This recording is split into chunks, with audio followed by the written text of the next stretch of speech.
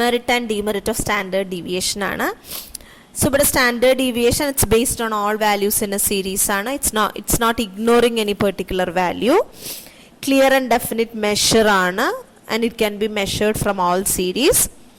It's not very much affected, sampling fluctuations effect ചെയ്യുന്നില്ല. Further algebraic treatment possible ആണ്. പക്ഷേ extreme demerits പറഞ്ഞു കഴിഞ്ഞാൽ it is difficult to calculate and it gives more weight to extreme. നമ്മൾ arithmetic മീനിൽ നിന്നും median എന്നൊക്കെ ആണല്ലോ. So അത് എക്സ്ട്രീം വാല്യൂസിന് നമ്മൾ എക്സ് സ്ക്വയർ ആക്കുമ്പോൾ ഇപ്പം എന്തൊരു എക്സ്ട്രീം വാല്യൂ അതിൻ്റെ സ്ക്വയർ എടുക്കേണ്ട ആവശ്യം നമുക്ക് മീൻ ഡീവിയേഷൻ കാൽക്കുലേറ്റ് ചെയ്യുമ്പോൾ ഒക്കെ വരുന്നുണ്ട്. So not mean deviation, sorry, standard deviation calculate ചെയ്യുമ്പോൾ വരുന്നുണ്ട്. സോ എക്സ്ട്രീം വാല്യൂസിന് മോർ വെയിറ്റേജ് കൊടുക്കേണ്ട ഒരു അവസ്ഥയും കൂടി ഇതിന് വരുന്നുണ്ട് എന്നുള്ളതാണ് ഇതിൻ്റെ. So normally we consider standard deviation as the best measure of dispersion. Why എന്നാണ് നമ്മൾ arithmetic mean is the best measure of central tendency പറഞ്ഞ പോലെ standard deviation is considered as the best measure of dispersion. Why എന്നാണ് ഒത്തിരി reasons ഉണ്ട്. ഒന്ന്, standard deviation perfectly defined ആണ്. Second, it is based on all observations ആണ്. It's possible to do more algebraic treatment using standard deviation. It has mathematical properties.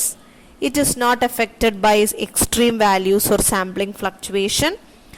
It does not ignore any sign.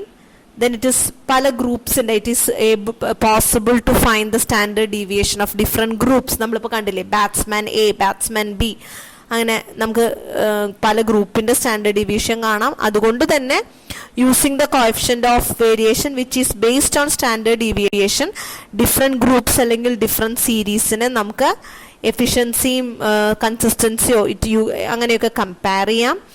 It is used to find out statistical measures like skewness coefficient, coefficient of correlation, regression, etc. So അതുകൊണ്ടൊക്കെ തന്നെ standard deviation is considered as the best measure of dispersion ആയിട്ട് നമ്മൾ അതുകൊണ്ടാണ് കരുതുന്നത്.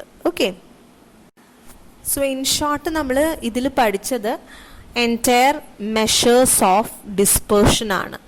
So this is or variability. So പേരിന്ന് തന്നെ understood ആണ്. It's all about variation. It's all about the difference or variation in a series. So അത് you have absolute as well as relative measures. Absolute range ഉണ്ട്, quartile deviation ഉണ്ട്, mean deviation and standard deviation. ഇതിൻ്റെയൊക്കെ coefficient of range, coefficient of അതാണ് അങ്ങനെ പറയുന്നതിനെയാണ് നമ്മൾ relative measure എന്ന് പറയുക. So എല്ലാം you have method to find each of this in individual series, discrete series and continuous series. Each of this has its own merit and demerits, but generally you consider standard deviation as the best measure of central tendencies, best measure of dispersion.